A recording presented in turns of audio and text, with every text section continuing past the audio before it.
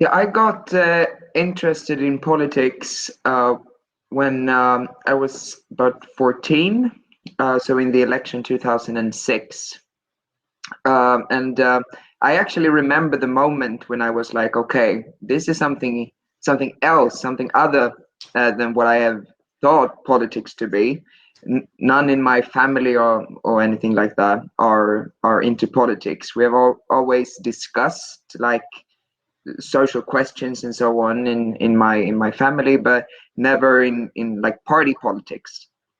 But I remember I watched an interview with the candidate who was later Minister for Finance, Anders Borg, in the television, and I really liked his like way of talking about politics. He talked about politics as something where you had to have a degree of self-criticism, and that you don't always know that you actually have the entire truth.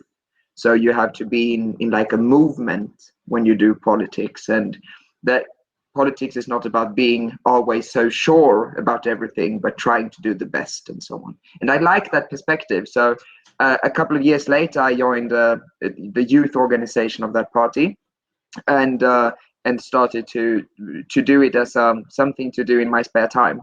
And then in 2010, I was elected as actually the youngest ever to the city council. Wow, that's very inspiring. Let's start with education then. We both, you and I, we have ours. We belong to the same alma mater. We both come from Linnaeus University. When we were talking yesterday, you talked a little bit about how passionate you were about the role of academy in politics and the role of education in politics. So my question to you would be that what role do you think education plays in making the students work ready here in Växjö? I know you mentioned that you read one research paper every day, and you try to read about 10 research papers a week about things that interest you. So how do you think, what role does all that play in politics in Växjö?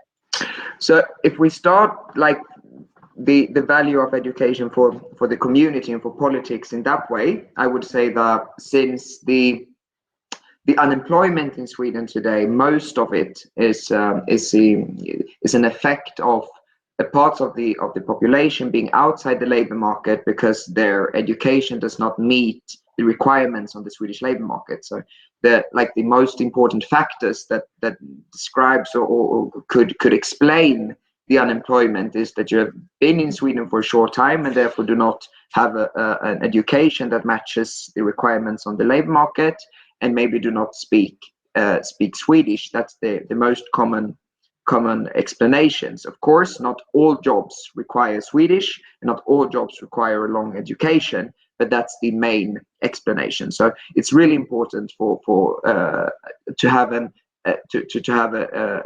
good agenda for education politics. And in Växjö, we have made local reforms of our education for those who are in unemployment. So we try to focus on combinations of Swedish education in Swedish and education to a certain job. We do combinations, and we work together with 15 approximately different educators that create these programs, and they get paid for results, not for the amount of students that they actually take in. That's a pretty unique model in Sweden. So we've made a local reform that we call Växjölöftet. And one part of this reform program is the change in the education program. So that's one part. The other part is that it's so important for politicians to be interested in research and education, and to actually try to do not only what you believe and what is your values, but also what you can see work. So we need to combine values and research to get the most efficient policies.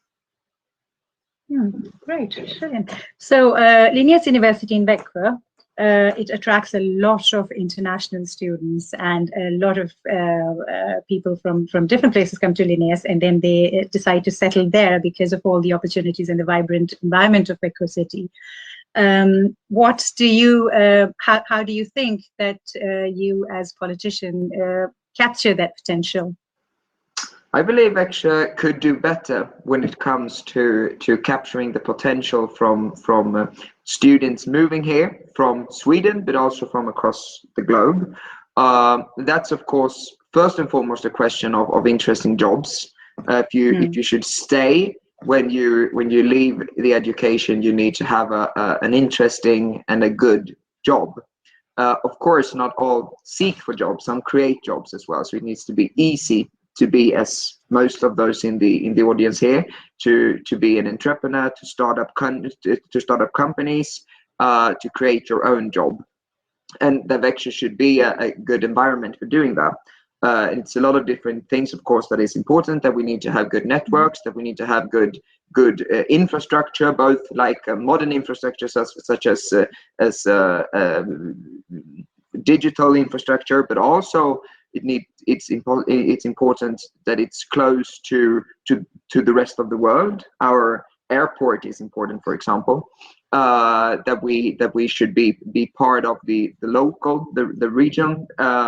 It's close to Kalmar, of course, but we need better infrastructure south to Malmö, to Copenhagen, and also north to Stockholm. So it's easier to be part of a larger region. That's some of the important things that I would say. But the connection between the academy, Linnaeus University, and businesses need to increase as well, and that's first and foremost and something for the university to work on. Of course, it's in their interest, but for the municipality, it's also important that it's easy to get to get it established in the housing market, for example, when you leave your education. So that's just some of the tools that we have. Interesting. And staying on the same topic, you mentioned about Växjölöftet, and you mentioned about the international students that are there at Linnaeus University. What role does the language and foreign education play in getting a job or work in Växjö? Because a lot of people who come from different countries, they come to Växjö and they see a lot of potential, but they feel that the language and the foreign education might be a problem for them. So how do you see that? Yeah, that is, of course, it's two perspectives of one question. On one hand, employers, I believe, maybe in some, or at least in some situations, have a little bit higher standard than what is needed. But it's also, of course, something for the individual to take responsibility of, to try to learn, because the labor market in Sweden is not that internationalized yet. So you, in most jobs, you need to be able to talk Swedish. In our reform of the education for those without a job, or actually also for those with a job that wants to do education on side or on side of other education. So it's possible in Växjö to study SFI or to study Swedish for those who have who immigrated here, to study that outside of, for example, when you study at Linnaeus University. So you could do courses on the evenings or in some other way parallel to your other studies, and that's important. I believe we have like a fast track for those in academy and those who have a high education. So it could be a faster education, a faster way to learning Swedish for those who do not need to learn a language from the start in that way. Yeah, a lot of people coming here actually also need to learn to write, because they haven't done that in their former country. But since we have a lot of people coming here that have a degree and have a high education, it's important to have different ways of learning Swedish and different tracks at different pace. Absolutely, I agree. And I believe there are many courses in Linnaeus University that are offered for free for students who are doing different programs, so they can learn Swedish as they move on. Wonderful. So I also, when I was researching you, there was something that I found really interesting, was that your first job was at Max Hamburgers restaurants and as a substitute teacher in preschools. Yeah. and that work and making a living is the center of your politics, and that is that you're very passionate about that. And during your time as the chairman of the Committee for Work and Welfare, you were responsible for the labor market and social services as well as adult education. So what do you think, how would you say, what stands as the foundation of your work philosophy? What is your philosophy when it comes to work in Växjö? So I would say that it's two like basic like fundaments for this. That one of them is that work, to have a job, has a value in itself. So for the individual, for self-esteem, for being able to feel that you can take decisions about your own life, you have an income, you can decide what you want to do, you can be free in that sense, and therefore having a job has like a self-value. That's one of the important things.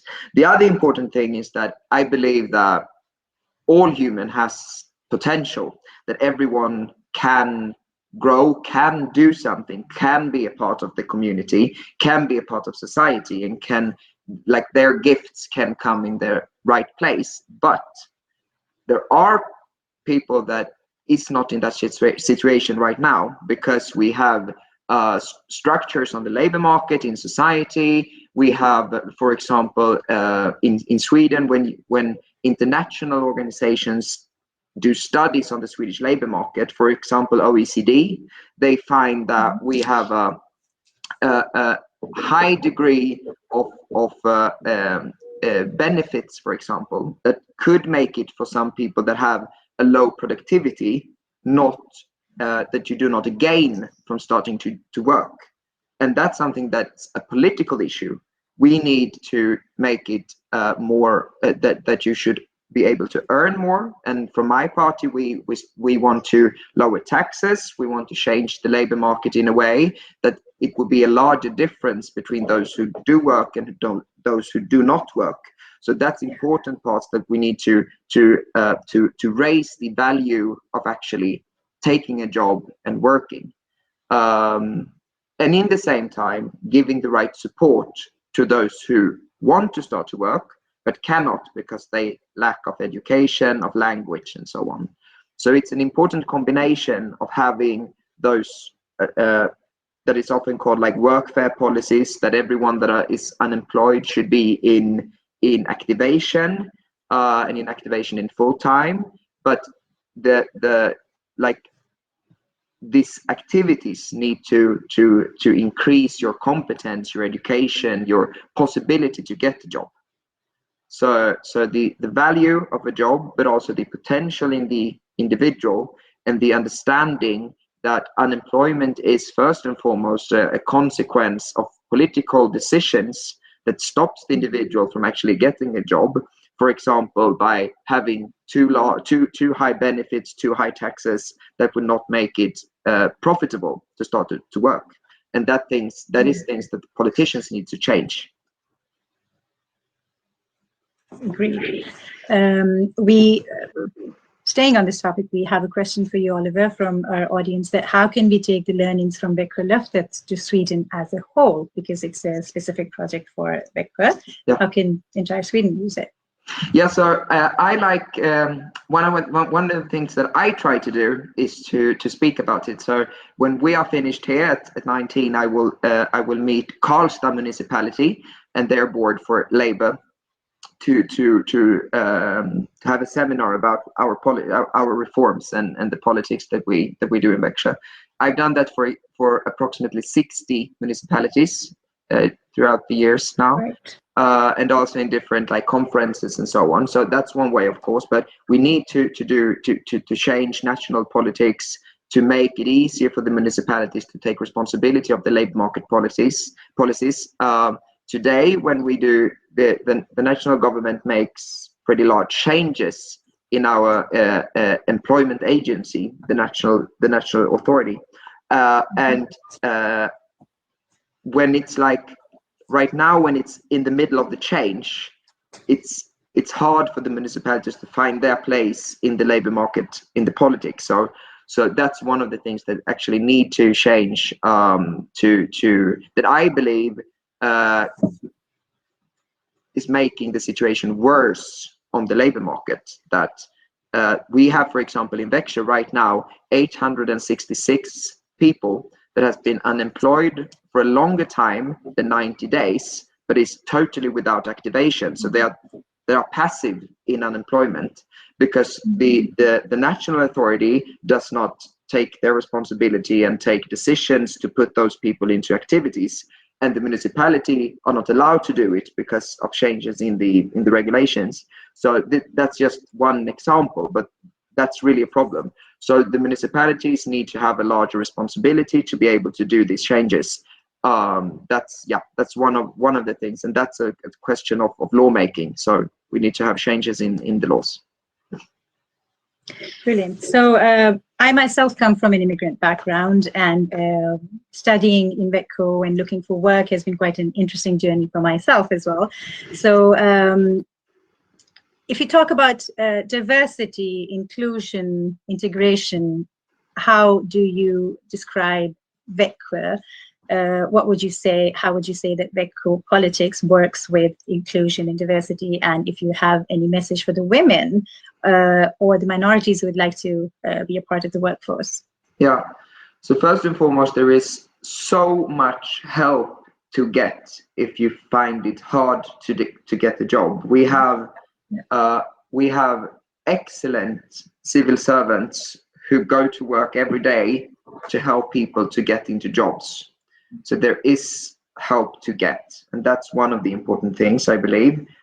We have a wide battery of different activities, different things, that programs and so on, that could help to get into a job. So that's one of the things. We have really an active labor market policy in Växjö to help people out into jobs. And I would say that is one of the important things that we really need to do. You talked about diversity, and I believe it's so important to get positive examples of people getting out of unemployment into jobs. We have amazing examples of, as you said, women that come here from another country that has a hard time with the large family to get onto the labor market, and then they, for example, we have this. One of the things that we do is that we have a possibility we have an open kindergarten that you could go with your children, and you could have education in Swedish in the meantime. So we do that for women that are in that has been out of the labor market for a long time, and we can really see that how they gain freedom and independence when they learn the language and they feel like they approach the labor market. And when they then get into jobs, we can really see how they grow, and also how that changes the situation for the whole family. And that's one really, really important part of this. I believe we talk a lot about social politics and so on, and that is important, but the best social policy that we have is work. So there is nothing that could change the possibilities for a child as if the parents go from unemployment to employment. And that has been so much research in Sweden and in other countries about that. And so the most important thing that we can do for children growing up outside of in different having a hard time in school, growing up, having a hard time on the labor market, the most important thing that we can do to change their possibilities in life is to help the parents get a job. And the women is so important because they are central in the families, and when kids see their parents go to work, that creates a change in the standards in the family as well, and the norms in the family. And we try, when we meet people that come here, that migrate to Växjö, comes from other countries, we have that we call the Sweden introduction. And one of the things in that course is that we try to be as clear as we can that on Swedish labor market, it's the same. You have the same responsibilities, but also possibilities as a man and a female. And that is so important that we are clear with that from the start, so that it would not be like a difference in in responsibilities or possibilities for men and for women. Yeah, I think these are really important values that are so specific to Sweden, that they should be given out to people who come here, both in Växjö and Kalmar. I understand that there are programs that are made particularly to teach Swedish to people who want to work. So that's at a faster pace compared to the academic Swedish. So I think that these are really good things that help people to come and settle down and start looking for work. Lovely. So we move on now. I would love to know your opinion, Oliver, on what makes Växjö unique as a city for entrepreneurs and for people who are looking for a dream life, for their dream work. How would you sell Växjö to them? Yeah, so I believe that it's a lot of different arguments, of course, but from my point of view, the best thing is if Växjö is a place where you can choose your own best way of fulfilling your dreams. So I do not want Växjö to be like, oh, this is the perfect place if you are this person, or if you do this kind of work, or if you do this kind of company. So a lot of municipalities talk about like, oh, we need to be good at this and this and this, and of course you could have different things that you have some extra possibilities for. We are in the middle of the forest, so obviously the tree industry is important for us. That is obvious. But we should not be too narrow. It's important that you can come here and with whatever dream you have, you can be able to fulfill it. And there are fundamental things that need to work, like schools need to be good for your children. Infrastructure needs to be good, so you could have labor force coming into your company, for example. But it's also important that you feel that the life around your work is nice and it's good. And I am very proud of Växjö being a place with a combination of like social spaces that actually get national, international interest. We have, for example, the PM and Vänner in the middle of the town that is famous for what they do, and that is really, I'm really proud of that. But also places outside of the town. For example, one of my private favorite spots is Asa Herrgård, which is like 40 minutes outside of Växjö, and it's this large building, and they have in the middle of the forest, and they have the courses. I took my hunting license there, for example. So they do a lot of different things, and it's so nice. It's so beautiful, just at the lake and so on.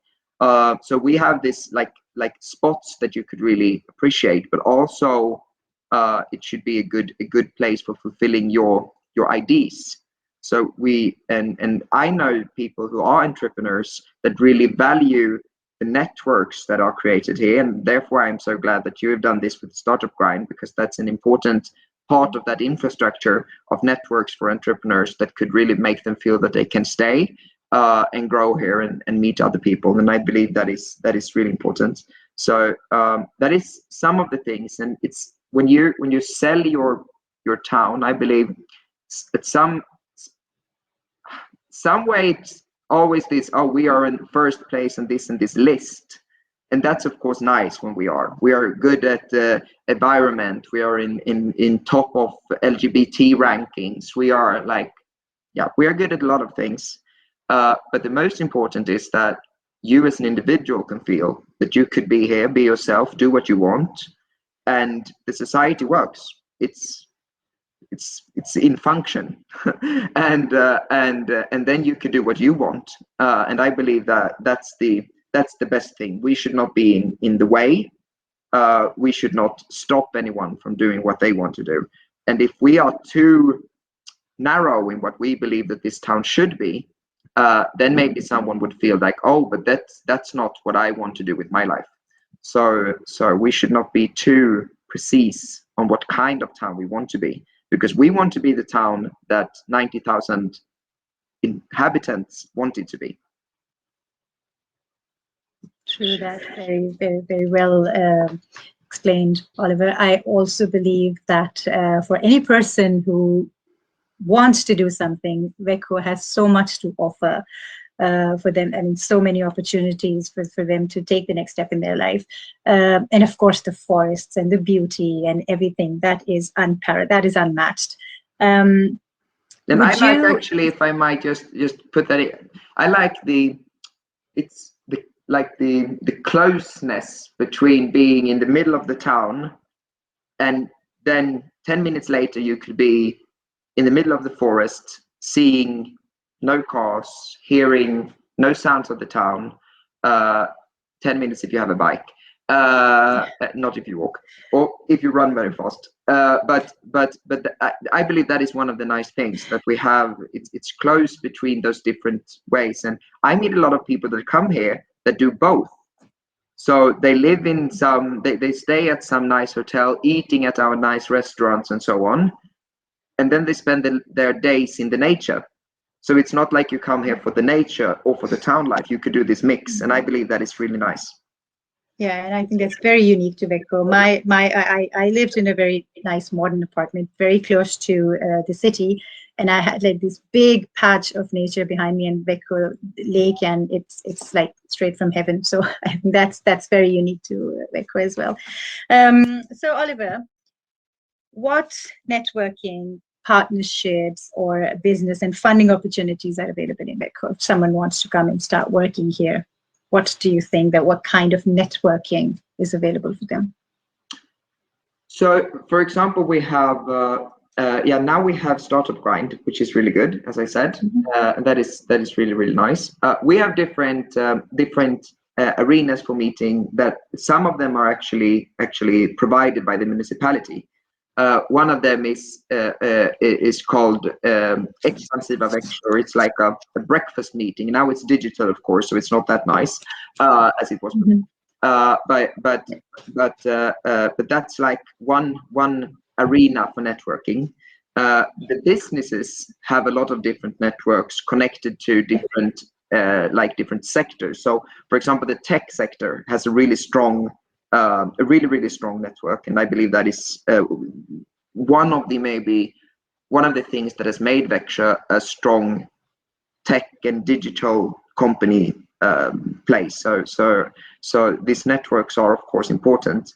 I believe that I know that there are so many people that are better than me than describing these different networks, because it's different for different sectors in the economy, of course. But we have, from the municipality side, we do different, like what should you call it, like seminars for different sectors in different because of what is right now on the agenda for the municipality.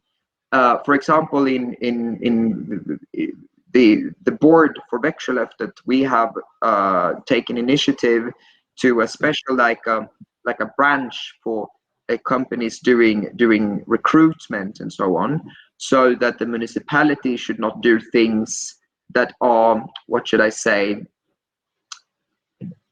that is taking business from them. So we want, when we have active labor market politics, we do not want to use tax money to do things that they could do as a business.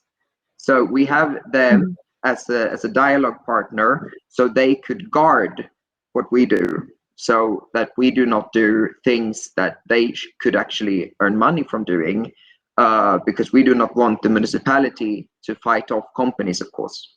And I believe that is important. So all companies that do recruitment or employment programs are allowed to seek membership in that like board that they have. Great. We have a really interesting question that fits just perfectly over here. Would you describe Växjö as a job city or an entrepreneurship city? Which one of these two paths you think is easier in your experience for students and for those who come from other countries to study entrepreneurship or jobs? I do not like the conflict. Entrepreneurship is jobs. So I would say, but as I understand it, you mean like to seek or to create jobs. That's a good question, actually. We have a very diverse economy, and I believe that that is one of the strengths. We have these large, like, backbone industries, Volvo in Braås, that creates these large yellow dumpsters. We have Södra with the forest and so on, but we also have this very, like, this fierce, small tech, digital entrepreneurs. Actually, I would be the politician and say both, but though I really like to be able to do a little bit more this or that, but I would not say that it's a clear distinction being more a job or an entrepreneur town. If we are bad at entrepreneurship, that would hurt our situation as being a place for jobs. So I would say that since the jobs comes from the entrepreneurs, I would like us to be really, really good at being an entrepreneurship town, because that would also help job growth. Absolutely. And Sweden being the top in innovation, it would be great for people who come fresh out of the university to try and experiment with different things and be entrepreneurs and work, like have a job along with it as well. Yeah. But that's also something that I believe is something that we need to be better on in Sweden, because if you look at for example, the amount of new, like, business ideas coming from the academy, that's pretty low, and that's connected to the rules that we have for licensing ideas and products. So it's harder to capitalize from research in Sweden than in different other countries. So I've tried to get some, like, inspiration from research papers I've read about, for example, how they do in US, in UK, and in Israel, where they have totally different regulations that you could, for example, be free from some corporation tax for an amount of time. If you start a company with a research idea, there is different, like, tax scheme programs that could endorse job creation and entrepreneurship that comes from research and innovations. Most of actually the innovations in Sweden are not driven by research and academy, but it's driven by the company's own research, and the share of new jobs and productivity increase and so on that comes from academy and research in academy is really low. It's only like 4%. So Sweden Sweden really need to be better at making it, like, easier and more profitable to start companies from an idea that you have found. We have too few entrepreneurs that is doctors in some, like, doctor of technology and so on. So we have some local examples though. Softdac, for example, that is one of our local tech companies that was founded by two researchers. So we are not totally free from that very good thing, but we are too bad at it still. Other countries is better to endorse researchers to start companies about their ideas and their research. Great. So do you think that Växjö can have some sort of collaboration with other countries, or do you have any solution to the ideas that you've come up with? How can we use the research or the work of other countries, maybe other Scandinavian countries, that can be helpful for us? So those things that I mentioned about, for example, tax grants for those starting companies from research ideas, that's national politics. We cannot affect corporation tax locally, but what we can do is, of course, try to facilitate like connections between research and academy and businesses and entrepreneurs. And we have a science park that tries to do that. Actually, one of the policies that I right now work with is how we could we could take our science park to the next level. So some changes are actually in making. Yeah, so that's some of the things that we could do to endorse and to empower students and researchers to use what they learn to create jobs. Great. You have, as the chairman of the Committee for Work and Welfare, you were also looking at adult education. And you've already mentioned that we have free kindergartens, which is an amazing thing. I think if you compare that to Australia and lots of other countries where it's so expensive to put children to kindergartens, we're already doing that for free.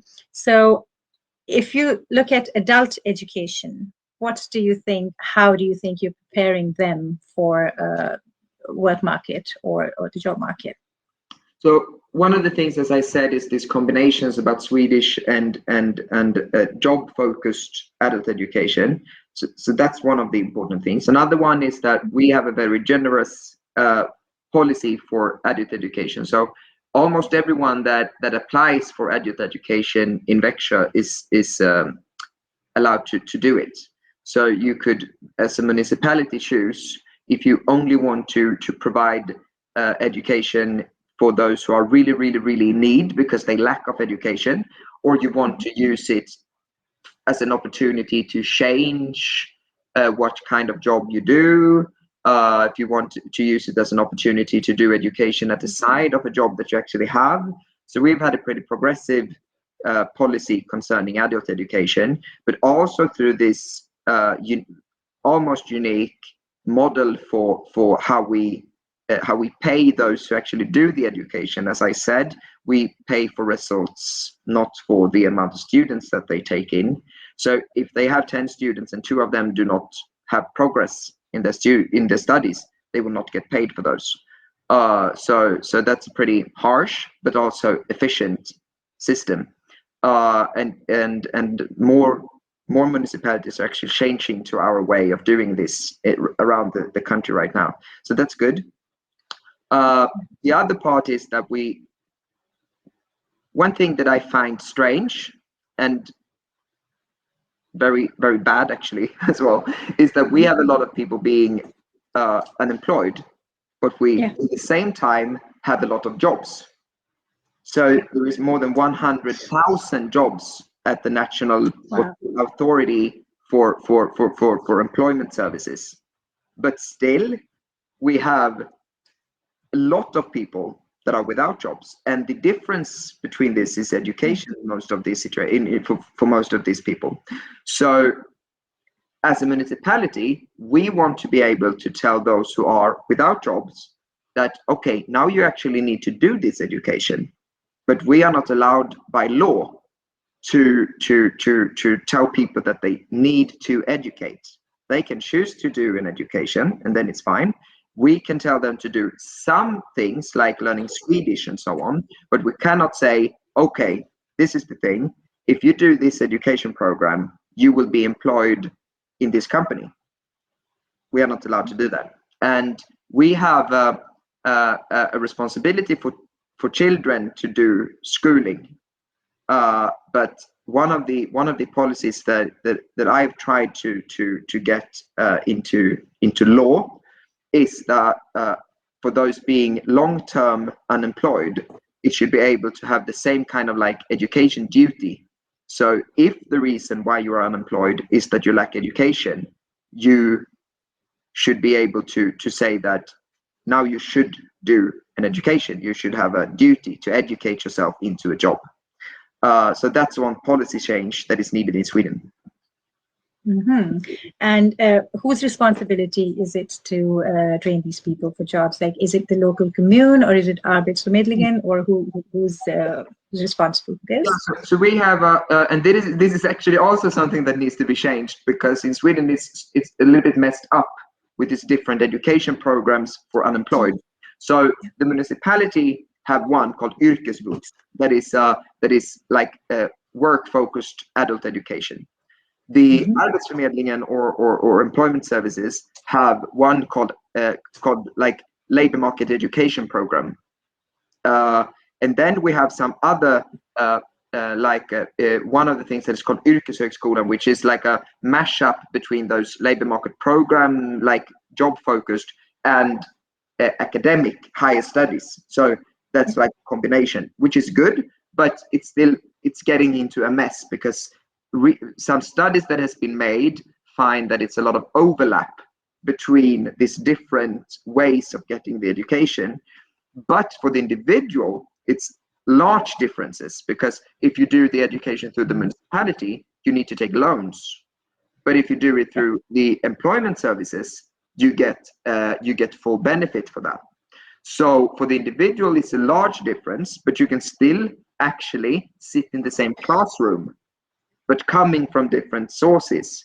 You could have, from your perspective, the same situation, but for example, one of them were unemployed for a little bit longer time and then got the education from the employment services without being needed to take up loans. And that's for the incentives for the individual to start your education fast, when you know that, if I do not start it fast, I will not need to take loans. So the incentive structure for the individual is not good, because you have not made you have not taken what should I call it, like a helicopter perspective of this education system. So it's messy, and it's different programs, because back like 10 years back, this was not a problem.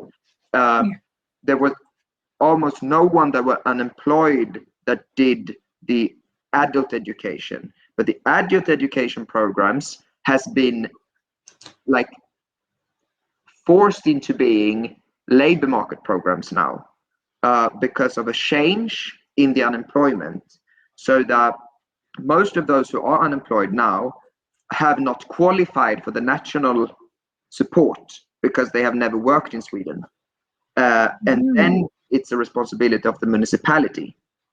So this is a whole seminar about labor market could be, but we really have things that is needed to be done concerning education, labor market programs, and so on, and the benefit systems in Sweden. Yeah, we're so glad to have all of this information for our audience and for people who are trying to find these answers. This is such valuable analysis that you're giving to them. Do you think that people have enough career counseling for them to understand what they need to do, or what way is best for them to do, and particularly those who do not speak Swedish? Actually, in our activation program, we have counseling for all that is in the activation programs, and we have increased that pretty much the last 3 or 4 years. But generally, I would say no. So career planning, supporting career planning, and also for youth in school, it's the same. It's not good enough. One of the problems is that the Swedish law for career counseling in school, they are actually forbidden to do active counseling. So they are not allowed to say, if a student comes in and say, I would like to do this, they are not allowed to be like, oh, but that's not good job opportunities. This is not, you should maybe think about this. Yeah. They are not allowed to do that. So what they are allowed to do is like to provide information about what the students say that they want to do. And that's of course a good thing with having the career counseling in the labor market programs, because we are not included in that law. So we can do a little bit more active counseling. So we actually say to people that comes and are like, oh, I don't know what I want to do, maybe this, like, oh, there are no job possibilities there. You should do this and you will have a 90% chance of getting a job. Yeah. So we try to have a little bit more active counseling for those who are actually unemployed. Okay, but the career counselors, they don't want to mess with free will, so they just want to give. But actually, I met some career counselors that works in school, and they think that this is really like of course, in a discussion with the student, you could twist some, but you want to help them more than you are allowed to do. And that's of course hard, because it's that, as you said, like, and that's, I believe that's a misunderstanding. Like, oh, if I tell someone I believe you should do this, I restrict their free will, but you do not. The decision is still the individual's to make. And a good decision and a thought through decision should be able to stand up to information, even if it's very active. So I think that is like a wrong thinking in the lawmaking, that, oh, if the councillors are too like active in their counseling, that would affect the free will of the student. But if the student is secure in the decision, that should not affect it. Or if it does actually affect it, then it was maybe good. I agree with that, because for people, particularly those who who are not very aware of how Växjö or how Sweden works, or what are the dynamics of job market here. So the career counselors have an opportunity to help them make an informed decision. All right. So before we take some questions from the audience, Oliver, would you like to give some concrete advice to people who want to come to work to Växjö? Day one, what are the things that they need to do? How do they need to progress? What is it that Växjö offers? And yeah. Yeah, first of all, I would say welcome. Everyone who wants to work is welcome in Växjö. What you could do if you want to search for a job, of course, is to contact the municipality, and if you for example lack knowledge in Swedish, or you lack some education, or you maybe have all that, you only need to know, what do I need to do to start a company? We have people working with being like a guide in the bureaucracy of the municipality, to make it as easy as possible for an entrepreneur to find what licenses do I need to seek, what do I need, what people do I need to have a meeting with at the municipality to be able to start my business. Because Sweden is so regulated in all different ways. So if you want to start a restaurant, you need to write a book, more or less, about different things that and licenses you need to search and so on. Yeah, I'm not totally positive about that, but that's the way it is. And then we have people working in the municipality wanting to help to make it as easy as possible. We have like a digital guide, so you could click on I want to start a restaurant, and then you will have all things that you need to fill and send in gathered there. So if you want to start up a company, you should use that way. If you want to search for a job, you should of course do that from day one.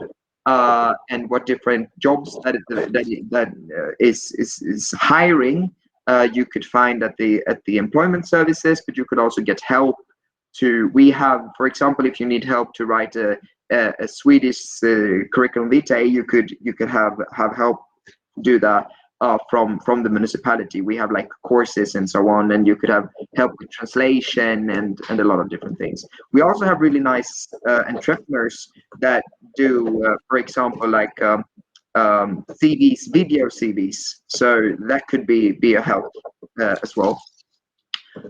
And contacts and so on to them could be found through the municipality or through any other like services. Brilliant. So anyone who wants to come and work in Växjö, please contact the commune when you come. Look at the guides in the bureaucracy that would help you. There's a lot of help out there that you can ask for. You just need to look in the right places, find out what certifications you need. Look for the digital guides if you're trying to open your own company, and then there are courses that can help you with translations, with writing your CVs and filling up the applications, and all of these small things that might turn into bumps for you in order to find work. So one important thing that we have done in Växjö that I believe help people, and I met a guy like a year ago maybe. He's just moved here, and he had so many questions about, I need to do this, I need to put my children in kindergarten and so on, and I cannot find the numbers of anyone at the municipality's webpage. And I was like, oh, that's because we do not do like that. We have a contact center, one number, you call that, and they help you with everything like that. So you do not need to find 10 different numbers. And most of the things they can help you with, if they cannot help you, they will send you forward to the one who can. And I believe that is something that is not in that way in all countries and in all municipalities, even in Sweden. So you could maybe think that you need to find these specific persons that are responsible for different things, but you do not need to do that. So the contact center, that is just the only number to the municipality that is official, will help you with 80% of your questions, and then the rest they would just send you forward. Perfect. Great. We have a question from the audience here, that how has COVID-19 impacted Växjö, and what are the plans going forward? Yeah, so a lot, of course.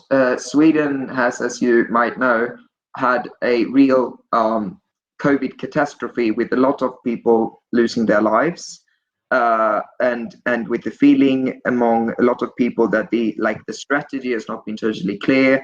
Some of the decisions, especially for entrepreneurs, has been hard to follow the logic. So up until now, the restrictions for the amount of people being able to be at the same spot has been the same for enormous outdoor amusement parks, yeah, and small indoor small stores and so on. So, and that's really strange, because you could of course be a lot of people more outdoors in an enormous park than you could be inside in a small store. So there are some of these things that is really not logic. For Växjö, that is of course hurt our labor market. So, and we can see that especially among youth. So the youth unemployment has increased. We hope that when the economy bounces back, that problem would not be a long-term problem. But we have a record high long-term unemployment in Sweden right now. We have the fourth highest unemployment in Europe. So it's really a hard situation on the labor market. And that's one of the main issues, of course. And that's actually also strange, because we have in the same time had this theory of trying to keep the society as open as possible, but the economy has still been really hurt. So I believe what we will find when we do the research on strategies, we will find that the largest problem for growth and employment during the COVID crisis has not been how open or closed the society has been, but has been how good you have been at fighting COVID. And if the most efficient way of fighting COVID is close lockdown, that would probably show to be better for growth and employment than trying to keep the society open but not stopping COVID as efficient. But yeah, that's another thing.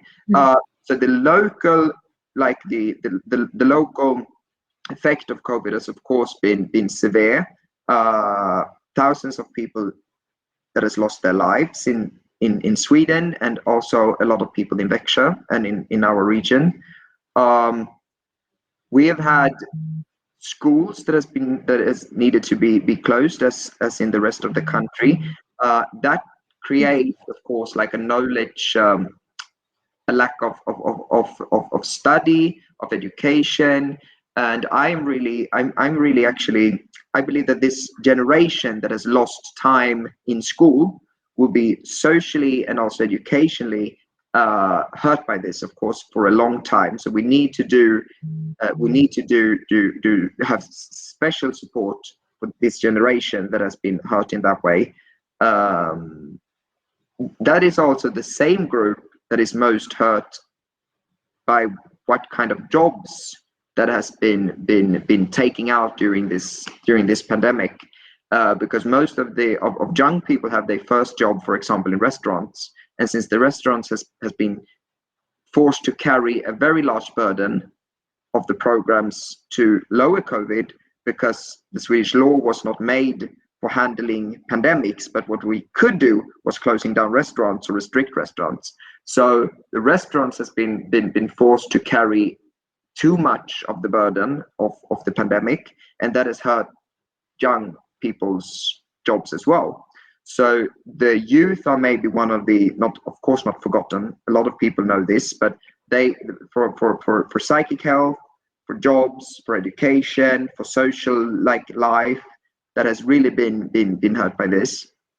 And that is things that we need to in some way pay back after the pandemic. Yeah. In a lot of different policy areas, of course, but education is maybe the most important. Yes, COVID has been catastrophic in a lot of different parts, and in Sweden particularly, it has been so different in different parts of the country. Yes. Different cities have had different effects on it. But Växjö is an expanding city, and we're hoping, keeping our fingers crossed, that things are going to come up. We're going to come out of it stronger. Yes. We have a lot of other questions here, Oliver, but we don't have time for them.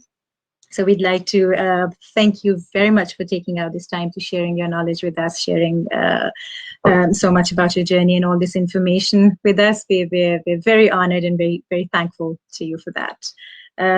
It would be, if you guys have any other questions for him, maybe you can email them to me, or you can email them to the Startup Grind or to Oliver himself. I love to answer questions, so do that, please. And also on social media or something like that, if you want to reach out that way instead. That is also, of course, free. Yes, so please feel free to contact both Oliver or I if you have any more questions. Ola wants to say thanks for the great talk. Great to hear that lots of positive things are going on in Växjö. Thank you very much, Oliver. Thank you very much, lovely people of Växjö. See you all soon then. Thank you so much. Really an honor to participate. Thanks. Thank you very much for being here. Bye-bye.